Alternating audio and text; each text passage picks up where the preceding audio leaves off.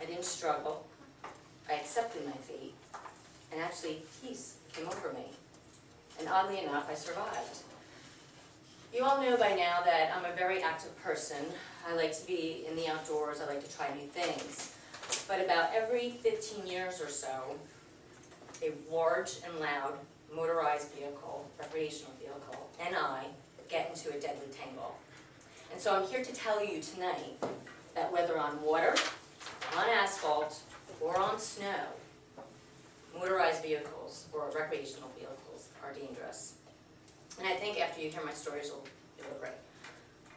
I was 13 years old, and I was up at a Vermont cabin with my family, and we were sharing it with my father's coworker, who had 2 sons. And they both owned snowmobiles, and they asked my sister and I if we wanted to go out on a ride. And so we were like, sure, sounds like fun. So we went out, and just had a lot of fun. We went to a restaurant, played the jukebox, had french fries. And on the way back, we came into a large clearing, and they got off the snowmobiles and said, do you girls want to ride them? And I was like, yeah, definitely. So now you can imagine me at 13 years old. I am all of 75 or 80 pounds. I'm like a waif of the thing. And this machine is a monster. So I get on, I'm straddling the machine, I'm holding onto the handlebars, and the accelerator is on the right handle. And I push down on it, and it takes off with such force that it actually lifts me up off the seat. And I'm flailing around. Now I'm holding on for dear life. And because I'm holding on for dear life, I'm actually pushing down on the accelerator harder without even realizing it. So it's completely out of control. It's all over this meadow. And the only way it stops is for me to going down into a ravine, through a creek, over rocks, and smashes right into a tree. And oddly enough, I survived. But it could have and should have been worse. I had minor bumps and bruises, and my body was very sore from holding on. Fast forward 15 years. I am 27 years old. 27 years old, and I'm sharing a beach house with 12, 15 people, and we have this great house. It's down at Long Beach Island, and it's right on the bay, and it's very accessible to water. And my friend Paul is on the jet ski circuit. He's a pro. He owns a jet ski shop, and so he's very familiar with jet skis. And he used to bring his jet skis around, and we got very comfortable riding them. And at the end of the year, he says to me, Lynn, let's ride the jet ski together. So a jet ski, I don't know if you're familiar with it, it's not a wave runner. It's not the ones that you're sitting down on. It's the ones that you're standing up on. So he's operating the vehicle, and I am, stupid enough, riding on the hood, balancing myself. So we go out about 30 or 40 yards, and I fall up into the water. It's not a big deal. I just lost my balance. But my hair is long, and it's floating up in the water. The jet ski goes over my head, pulls my hair up into the intake of the jet ski. So now I can't get my head above the water, and I'm drowning. And I remember thinking, this is how I'm going to die.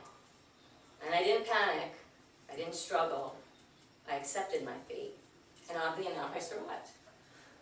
My friend Paul, when he didn't see me rise, started diving for me to see what had happened. And he saw my situation, so he turned over the jet ski, and there I am, with my head against the jet ski, but I can breathe now. So he starts signaling to our friends, who had by now thought that something was wrong. And they brought out tools for us, and him being very familiar with jet skis, was able to unravel, take apart the jet ski and unravel the jet ski, or my hair from the jet ski.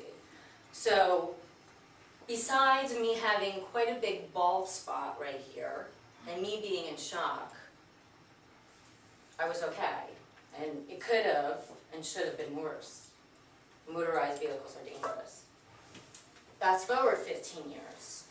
Now I'm 43 years old. I'm in the Grand Caymans with my sister and my brother, and we are on a trip.